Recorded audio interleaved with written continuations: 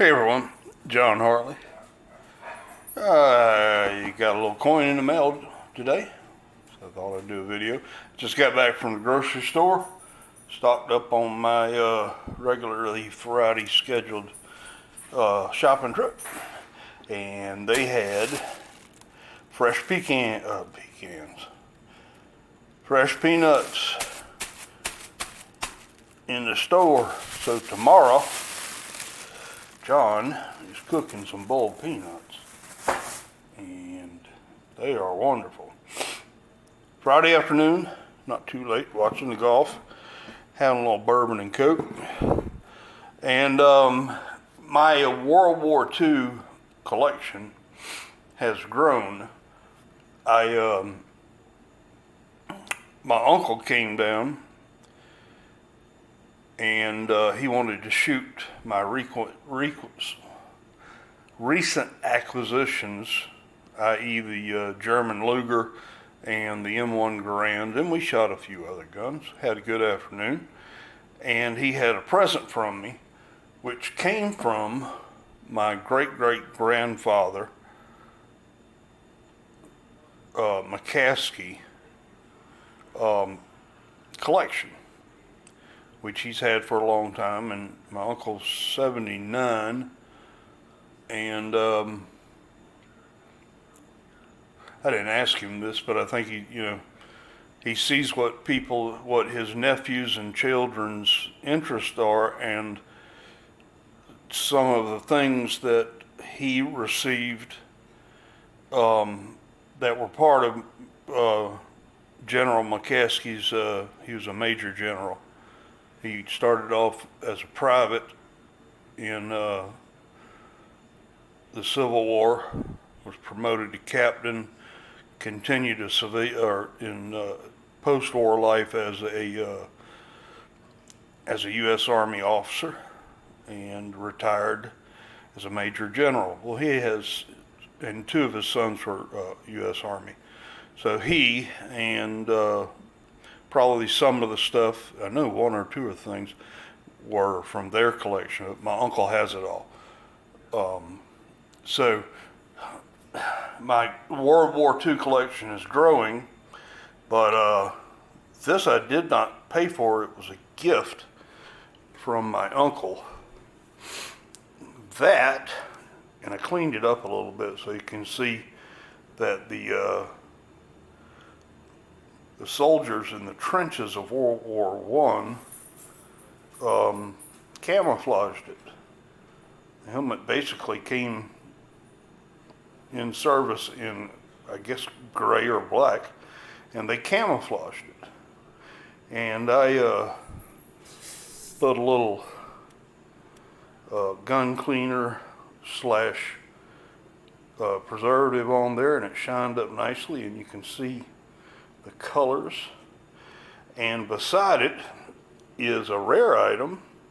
It's a Remington, which is a U.S. company, 1907 pattern, developed by the British. And this bayonet was made in the United States in 1907, November.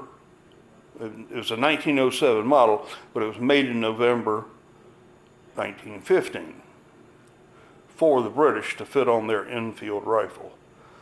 And it was part of the collection too, and my uncle saw that I had several bayonets, almost one to fit every rifle I have. So he gave those to me, and I'm in the process of cleaning them up, making them look pretty, but yet retaining the patina of age. You don't want to shine that blade up or take any of the paint off of the helmet. So, and right now, as we speak, I'm looking on one of the online auction companies at a 1943 Victory Series Smith & Wesson model, or Victory model, Smith & Wesson Victory Series and it's it has a letter of documentation from Smith & Wesson that says it was delivered to the United States Navy in Norfolk, Virginia in 1943. It's a revolver. It's not as exciting as, my 1911 A1 or my Luger P08, but that's what's happening. Something I hadn't showed y'all yet. My AR-15 is a civilian copy of the U.S. military's battle rifle at the time. And I've been wanting one of these, and I finally found it. It's made by Ontario, which is a blade company, and it's Ontario, New York, so this is a New York-made product. And it's a bayonet for the United States military. Yeah, M9, Ontario Knife Company. Also has a wire cutter here. You can take it, see if I can get this right the first time. No, backwards. You put your wire in that groove, and then you rotate it. It's hard to get all this on camera. And it cuts the wire, and it's got a serrated edge on top. So, since this is relatively new, and it'll cut the hair off your forearm, it's a sharp knife. Alright, as far as the coin I got today, and I did something that I don't usually do, but I'll get to that in a minute. Mike GPO, good friend of mine who is a coin collector on YouTube. Mike GPO is his channel. Check him out. He's got great coins. He trades with people overseas in Europe. And quite often, he gets a coin that I don't have and that I find very interesting. So I went on, after seeing his video, hold on, my mouth is dry, it needs some bourbon.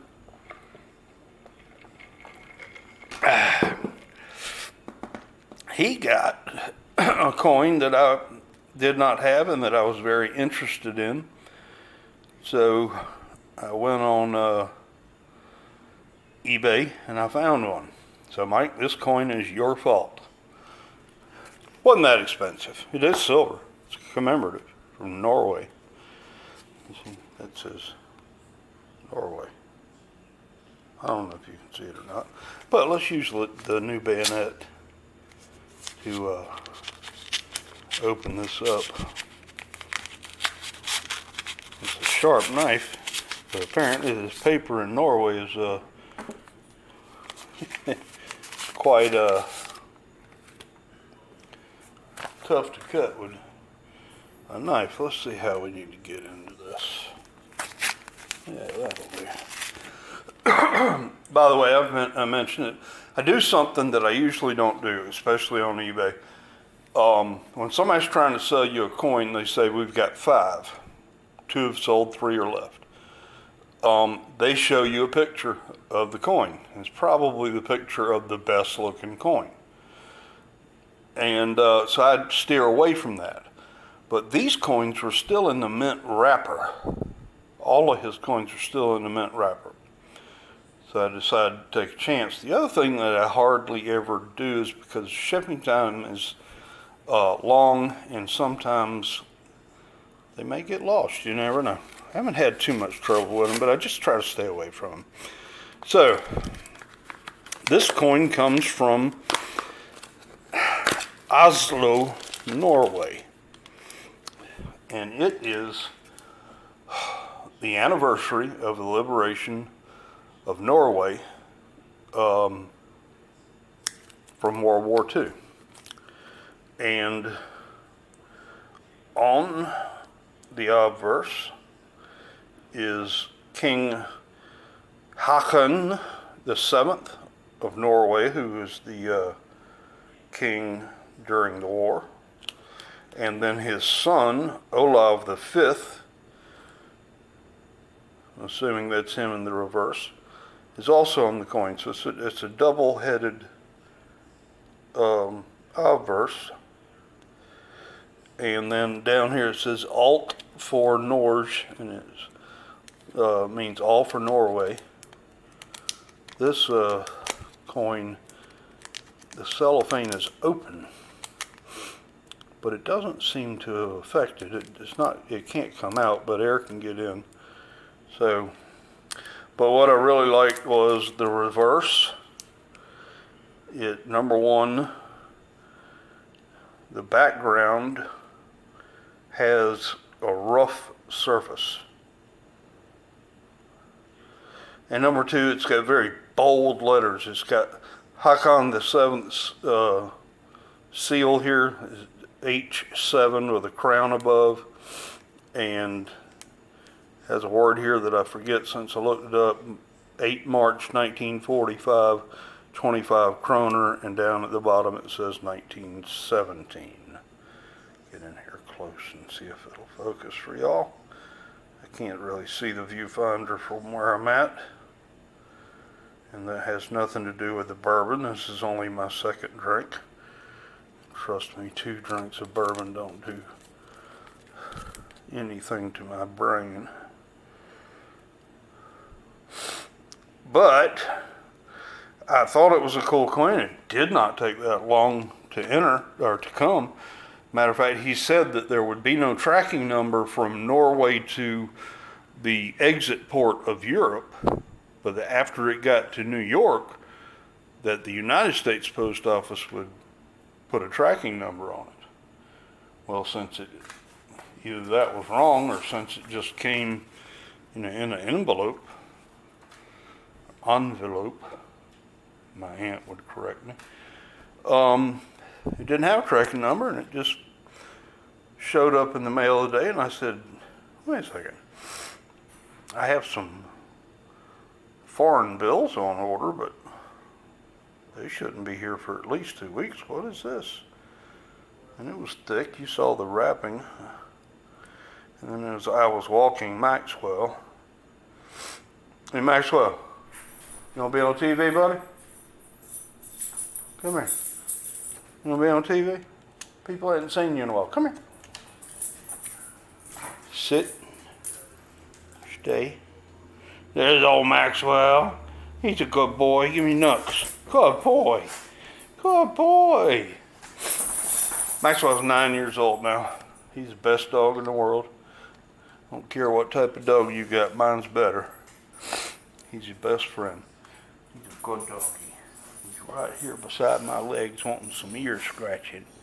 So if you hear his collar rattling, that's Maxwell. So Mike, thank you very much for the idea. Really, really like the looks of this coin. And I'm not buying as many coins as I was, but when I see something out there that looks good, and I don't know the guy that Mike traded with, but he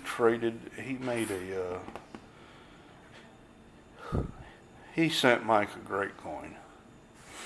So I have no more coins on order right now. As you know, the Morgan and Barber 2021 coins have been put off.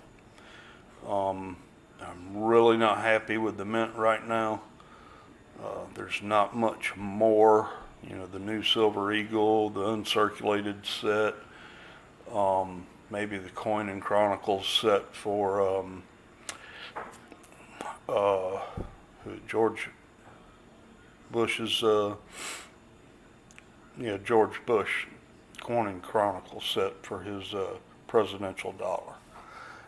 Probably the only things I'll buy from the mint this year, except for if I can get, and at first I was going to get every 2021 Morgan and Silver Morgan and Peace dollar that there was, but I decided when they put a household limit of 10 on $250,000 or 250,000 coins, I wasn't going to play that game. So they took back the release times, and they're down at the bottom of the list on the U.S. Mint as to be determined. So maybe they'll lower the household limit. Maybe they'll figure out something with these bots that get in there and order 100 coins. They can do better. I mean, I know they're United States Mint and they're ice maker dropping ice. And they're, a little behind the times and somewhat retarded in areas. But I'm hoping that they'll do better. I'm not counting on it. I'm just hoping. So, I'm going to continue drinking my bourbon and Coke, The U.S. Open is on golf. The U.S. Open golf tournament is on TV, and I'm watching that. Got it on pause right now. Got to get back in there and continue to watch that. So, until next time, if you would, please click on that subscribe nickel in the bottom right-hand corner of the screen. Give me a thumbs up or a thumbs down. If you give me a thumbs down, let me know what you didn't like about the video. And please leave a comment. I like reading all your comments, and I try to respond to all of them. So until something else comes in, I don't know, I'm 1042.